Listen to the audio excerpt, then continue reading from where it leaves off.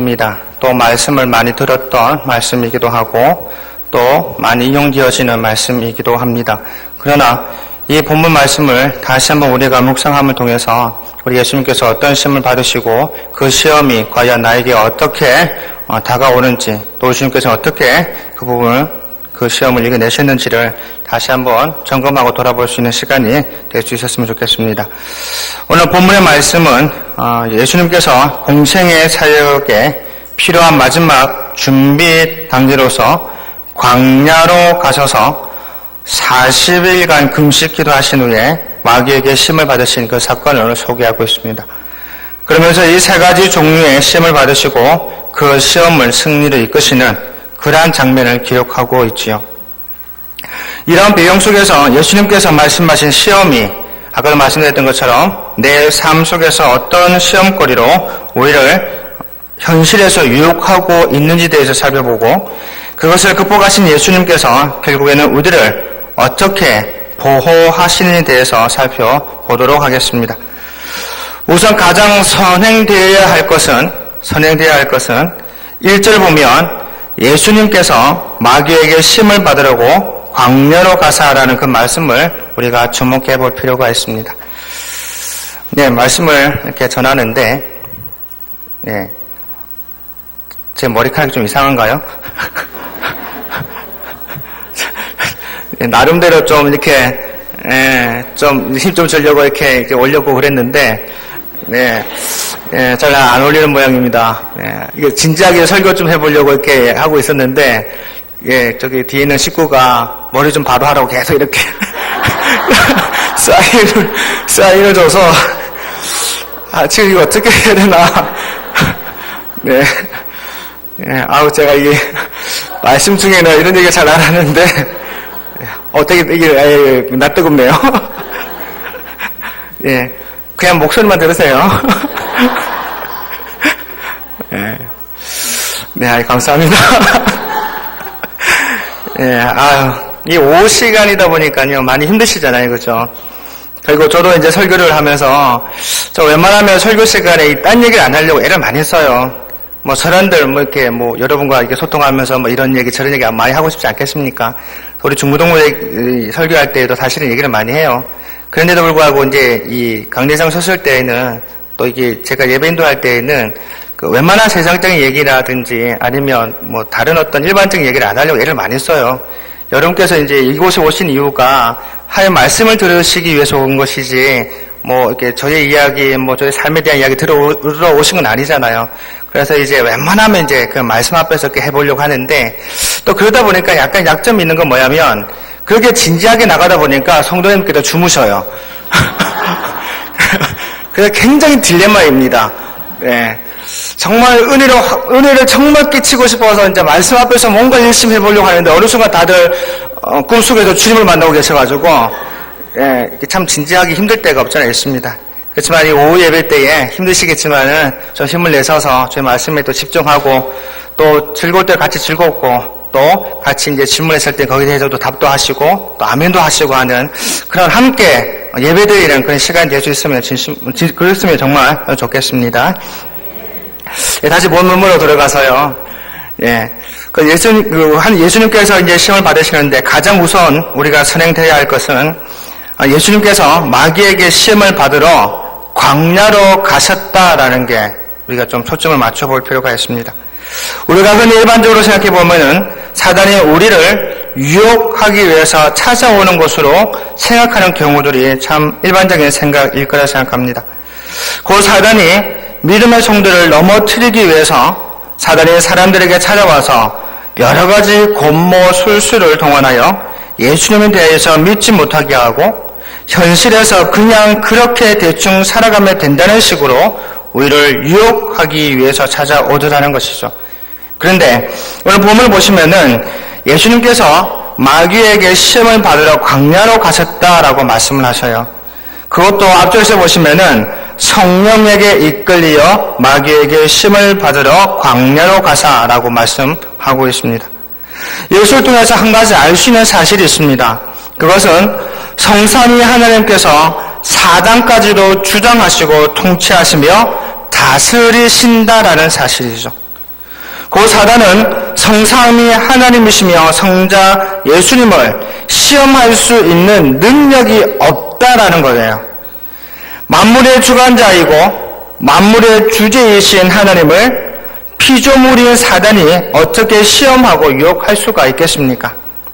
단지 예수님께서 성령에 이끌리셔서 스스로 사단의 시험을 받으러 가신 것이지 사단이 자의적으로 감히 예수님을 시험할 수는 없었다는 것이죠. 이것을 볼 때에 예수님께서 사단을 주관하고 계시고 통치하시고 다스리고 계시다는 것을 다시 한번 우리에게 강조하고 계시는 말씀입니다. 그렇다면 여러분, 예수님께서 왜 사단의 시험을 받으시기 위해서 광야로 나가셨어야만 할까 하는 겁니다. 그 이유는 하나입니다. 결국은 우리의 자신을 위해서 그러한 결정을 하셨다는 겁니다.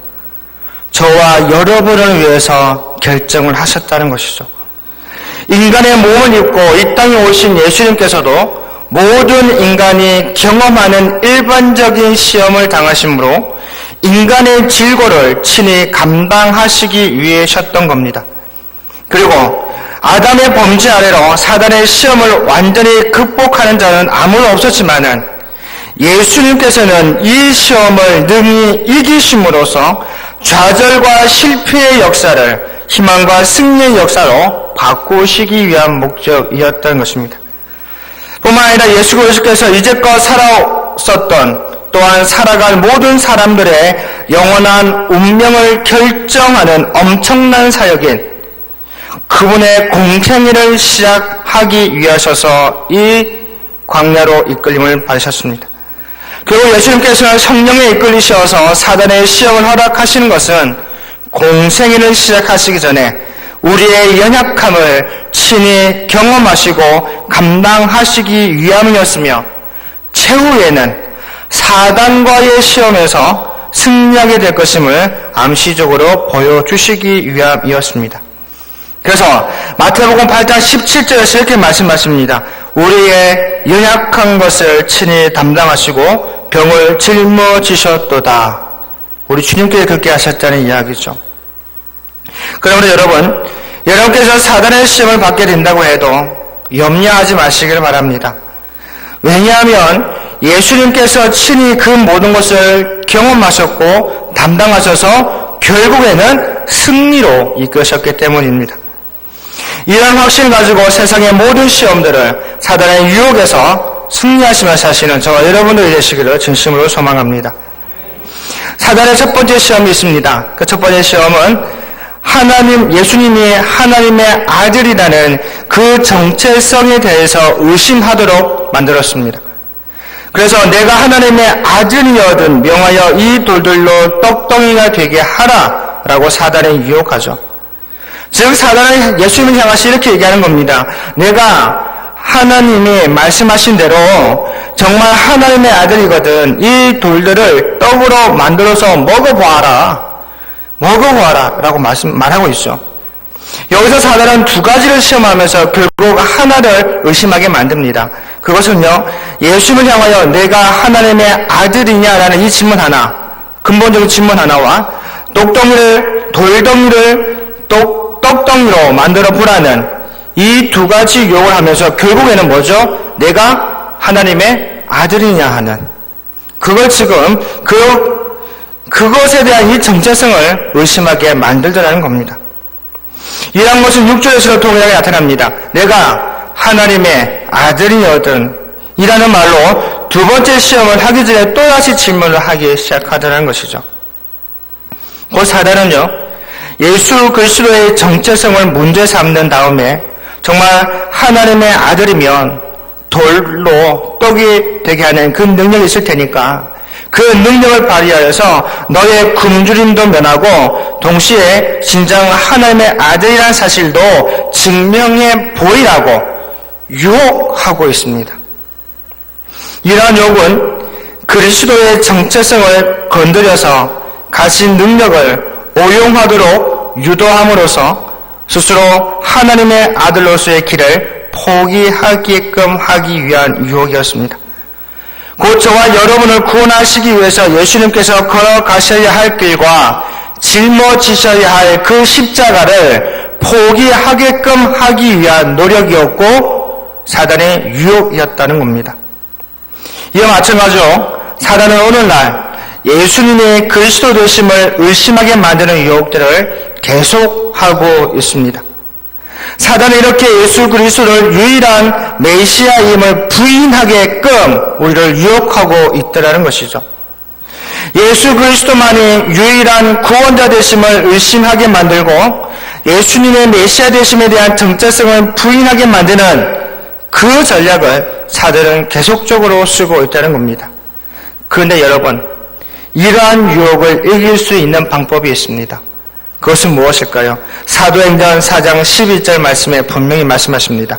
다른 이로서는 구원을 받을 수 없나니 선한 사람 중에 구원받을 만한 다른 이름을 우리에게 주신 일이 없습니다.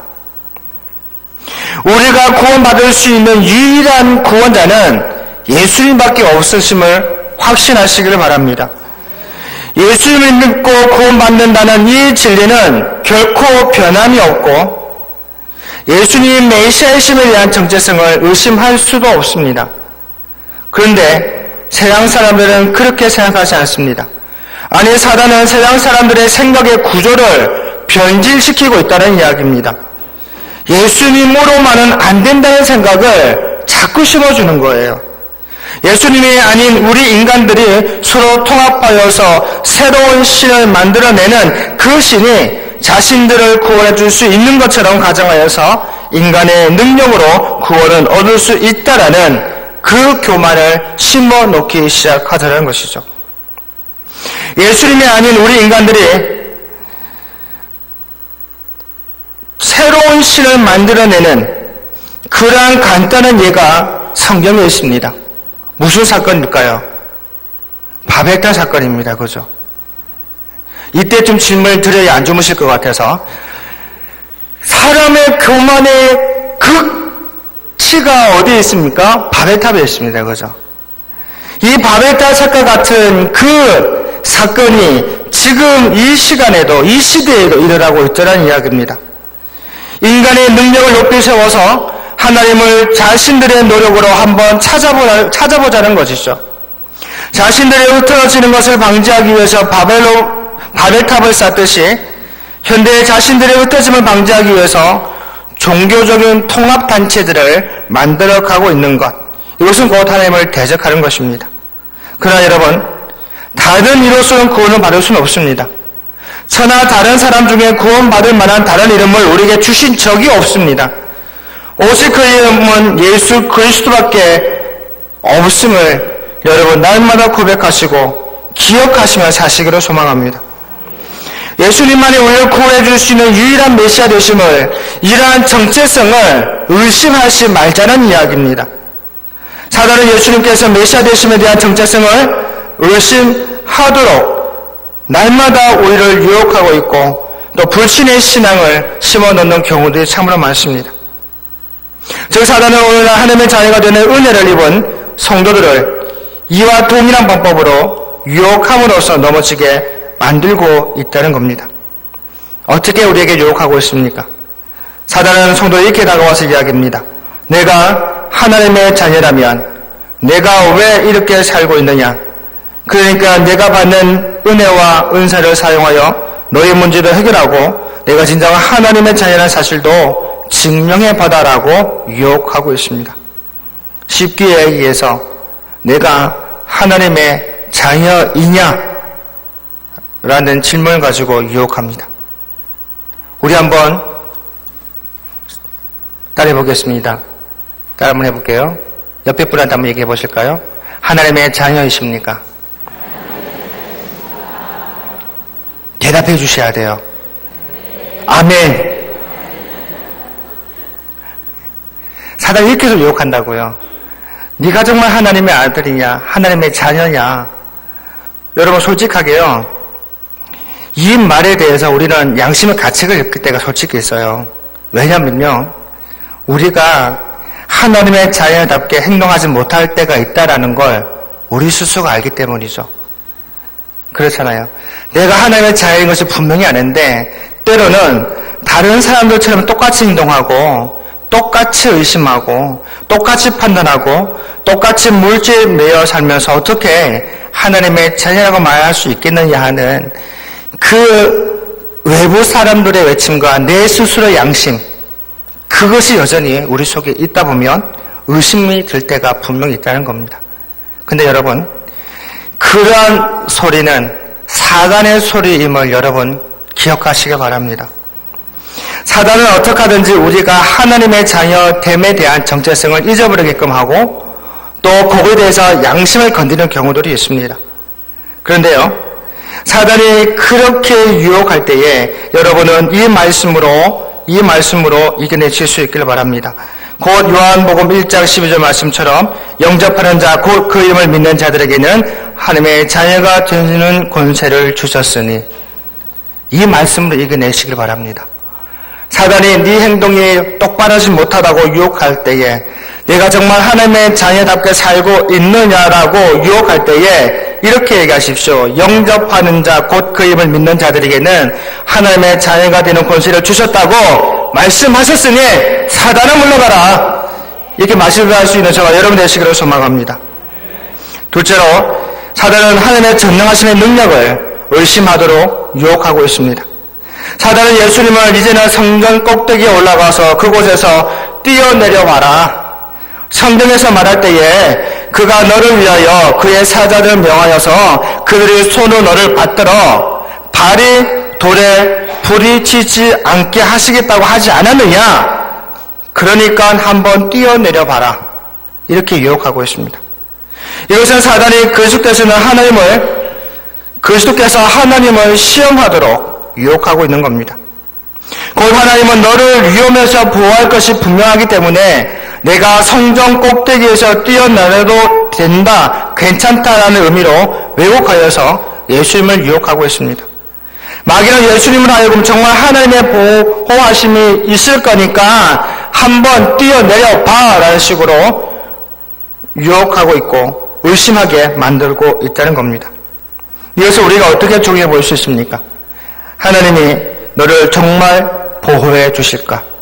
정말 나를 보호해 주실까? 보호해 주지 않으시니까 세상에서 이런 고난과 고통을 당하는 것은 아니냐 하는 그러한 유혹들이 우리 속에 있다는 겁니다. 여러분, 우리가 인생을 살면서 참으로 많은 고난과 역경을 경험하게 됩니다. 그 역경이 심하다 보면은 과연 하나님께서 나를 보호하고 계시는 것일까? 하나님께서 나를 잊어버리신 것은 아닌가? 왜 이렇게 고통 가운데서 벗어나지 못하게 하시는 것일까 하는 그 의심의 소리가 들릴 때가 있습니다. 근데 여러분, 그 음성은 사단이 주는 유혹의 음성입니다. 사단이 여러분을 넘어뜨리기 위해서 옆에서 속삭이고 있는 겁니다. 그러나 그 유혹에 흔들리지 마십시오. 신명기 31장 6절에서 이렇게 분명히 말씀하십니다. 너는 강하고 담대하여 두려워하지 마라. 그들 앞에서 떨지 마라. 이는 내 하나님 여호와 그가 너와 함께 가시며 결코 너를 떠나지 아니하시며 버리지 아니하실 것입니다. 저는 이 말씀 들을 때에 너무 감사했습니다. 나와 함께 가시는 하나님. 정말 인생을 살아갈 때에 혼자 걸어가는 것처럼 느낄 때가 참 많은데 그로 인하여서 사단은 내 속에서, 내 귓가에 속에서 너는 인생의 혼자야. 너는 인생에서 너 혼자 감당해야 할 부분들이 있어 라고 이야기할 때에 좌절감이 생깁니다. 왜냐? 내게 능력이 없거든요. 나에게 세상을 이길 만한 능력이 없거든요. 나에게 세상을 이길 만한 능력이 없는데 옆에 사단이 쫓아와가지고 너는 능력 없는 사람이야. 너 같은 존재가 어떻게 하나님의 사람이라 얘기할 수가 있어. 너는 세상에서 홀로 된 사람이야 라고 속삭인다 그러면 우리 마음은 무너질 수밖에 없습니다. 그럴 때 여러분, 이 말씀 기억하십시오. 하나님께서 여러분과 함께 가십니다. 하나님께서 결코 떠나지 않으십니다. 하나님께서 결코 여러분을 버리지 않으세요. 이걸 저와 여러분을 믿을 수 있기를 소망합니다. 사단이 여러분을 향하여서 하나님이 정말 너를 보호해줄 수 있겠느냐 라고 의심하게끔 만들 때에 내 하나님께서 말씀하셨다. 내가 어딜 가든지 함께 해주시겠다고 말씀하셨고 내가 어려움 당할 때에 외면하지 아니하시고 그 속에서 함께 고통받으시고 그 속에서 그 문제를 해결해 주시기 위해서 같이 아파해 주신 분이 우리 하나님이다. 이거 믿고 살아가시는 저 여러분 되시기를 소망합니다. 세 번째 시험에 있었습니다. 그것은 세상의 것을 부러워하도록 유혹하더라는 겁니다. 8절과 9절 보시면 마귀는 예수님께 천하만국과 그 영광을 보여주면서 자기에게 저라면 그 모든 것을 주겠다라고 유혹합니다. 즉 마귀는 하나님의 아들에 대한 정체성과 하나님과의 관계에 대한 시험에서 모두 실패하고 나자 이제 더 이상 그러한 시험을 포기하고 대신에 노골적인 시험을 하고 있는 겁니다. 천하만국과 그 영광을 보여준다는 것은 세상 모든 나라들이 소유하고 있는 모든 재산과 비옥한 토지와 수많은 사람들 그리고 그 외의 영광스러운 모든 것들을 가리킵니다. 세상의 화려한 영광만을 보여주고 있었습니다. 그러나 예수님께서는 세상의 화려함을 위해서 오신 것이 아닙니다. 화려함 뒤에 있는 비참한 인간 세상의 모든 모습들과 죄악과 고통과 어두운 면을 위해서 이 땅에 오신 분이 예수님이십니다. 마귀는 예수님이 이러한 그리스도의 사역을 무력화시키기 위해서 세상의 화려함만을 보여주고 자기에게 절하라고 제안하고 있는 것입니다. 이와 마찬가지로 사단은 우리 성도들을 세상의 화려함과 환상적인 그 모습만 보여주면서 유혹하고 있습니다. 하나님을 따르고 믿는 제자의 삶보다는 그냥 한번 세상의 눈을 돌려보고 그것이 좋아 보이면 세상의 영광과 화려함과 환상적인 모습에 젖어 살아가라라고 사단은 우리를 유혹하고 있습니다. 여러분, 세상을 한번 둘러보십시오. 세상을 한번 둘러보시면 참으로 환상적인 모습들이 얼마나 많습니까? 참 우리를 유혹하는 것들이 참으로 많습니다. 화려한 조명이나 영상미가 있는 대중매체도 있고 돈만 있으면 하고 싶은 것들 모든 것을 할 수 있다라는 그 가치관이 난무한 곳이 바로 이 세상인데 사단은 그러한 것을 사용하여서 믿음의 성도들을 세상적인 가치관, 물질이면 다 된다는 생각, 나만 잘 되면 된다는 그 생각을 하게 함으로써 참된 하나님의 자녀로 참된 제자의 삶을 살아가는 것을 귀찮게 여기게 만들어서 결국에는 사단에게 절하도록 만드는 유혹을 하고 있다는 것입니다. 그러나 세상의 화려함 뒤에는요, 죄와 죽음과 비참함이 있을 뿐입니다. 여러분, 요즘 한참 이슈가 되는 것이 무엇입니까? 미투라는 겁니다. 미투요. 나도 그런 어려움 당했다. 나도 그러한 동일한 어떤 고통을 당했다라는 그것이 지금 이 시대 속에 계속 일어나고 있습니다. 정말 권력 있는 사람이, 힘 있는 사람이 자기가 가지고 있는 그 권력과 힘을 동원하여서 약한 사람들을 억압하고 약한 사람들을 병들게 만드는, 누군가의 말처럼 영혼을 병들게 만드는, 영혼을 상처 입게 만드는 그러한 상황들 속에 있습니다. 그 화려함 속에 감춰진 것은 죄악과 비참함과 억압이었습니다. 이 세상에서 보이는 이 화려함은 신기루와 같은 겁니다. 사막의 대기가 뜨거운 열기를 받아서 멀리 보이는 그 풍경을 굴절 반사시키면서 일어나는 그 현상, 신기루입니다. 근데 공교롭게도 신기루는 반대편에 있는 그 풍경을 반사하기 때문에 신기루를 쫓는 사람은 100명 100 모두가 사망해서 헤매다가 죽고 마는 겁니다. 이처럼 사단이 보여주는 영광, 역시 하나님의 영광을 잠시 흉내낸 것에 불과할 뿐이고 마침내는 멸망에 이르게 하는 것입니다. 그러면 여러분은 이러하듯 공허하고 허황된 사단의 신기루를 쫓는 어리석은 자가 되지 말도록 주의하시기를 소망합니다. 그리고 천지가 없어지더라도 1.1획도 떨어짐이 없는 그 하나님의 약속을 붙잡으시며 살아가시는 저와 여러분이 다 되실 수 있기를 소망합니다. 그리하신 모든 나라와 권세와 영광의 진정한 소유자이신 하나님으로부터 참된 나라와 권세와 영광을 받는 복된 성도들의 삶이 다 되시기를 진심으로 소망합니다. 예수께서 사단의 이러한 시험을 결국 말씀으로 이기셨습니다. 모든 것이 말씀 안에 해답이 있습니다. 여러분, 말씀에 우리 인생의 답이 있습니다. 말씀 안에 사단을 이길 수 있는 열쇠가 있습니다. 그 하나님의 말씀을 가까이 하시는 우리 모두가 되시기를 진심으로 소망합니다. 하나님의 말씀에서 인생의 해답을 찾고 하나님의 말씀을 통해서 사단의 유혹을 이기시는 우리 모두가 되시기를 진심으로 소망하는 것입니다. 마지막으로 예수님께서 사단의 시험을 이기신 후에 11절에 이렇게 말씀하십니다. 마귀는 예수를 떠나고 천사들이 나와 수종드느니라. 결국 집요하게 달라붙었던 사단이 더 이상 유혹할 수 없음을 깨닫고 포기하여서 떠나버리는 것을 말하는 겁니다. 사단이 유혹할 때 말씀으로 인내하고 말씀을 물리치면 사단이 우리 곁에 머무를 수가 없습니다. 하나님의 말씀이 나와 함께 했기 때문에 사단은 옆에서 우리를 유혹해도 흔들리지 않게 되어지는 것이죠. 하나님의 말씀으로 무장하시길 바랍니다.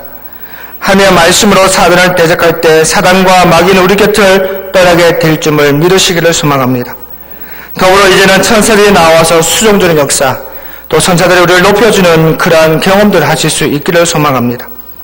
그러므로 여러분, 사단의 유혹을 대적하십시오. 그리고 말씀으로 이겨내십시오.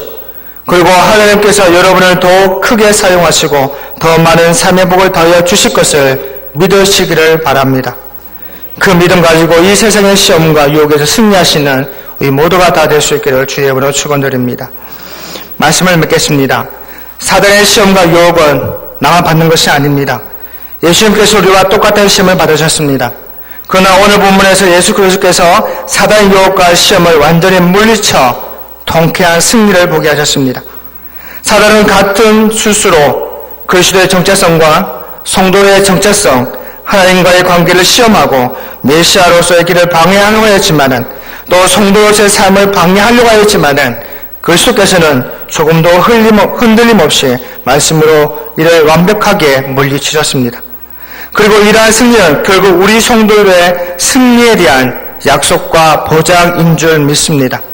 따라서 우리에게 사단의 유혹과 시험이 올 때마다 오늘의 말씀을 통해서 주님과 같이 통쾌하게 승리를 거두실 수 있는 그 믿음과 용기를 얻으시는 우리 모두가 다 될 수 있기를 소망합니다. 우리 찬양 하나 있으면 좋겠습니다. 낮엔 해처럼 밤엔 달처럼이라는 찬양인데요. 제가 이 말씀을 준비하면서 마음속에 굉장히 소망했던 것은 무엇이었냐면 정말 예수님처럼 살고 싶다는 거였습니다. 정말 예수님처럼 우리가 인생 소문께 살면서 많은 시험 받았지만은 예수님처럼 이겨낼 수 있었으면 좋겠다. 예수님처럼 예수님께 걸어갔었던 그 걸음 내가 참 묵묵히 걸어가고 싶다. 이런 생각이 들면서 이 찬양이 생각이 나더라고요. 잘 부르지 못합니다만은 우리 다 같이 한번 이 찬송을 부르시면서 입술로 고백하실 수 있기를 소망합니다.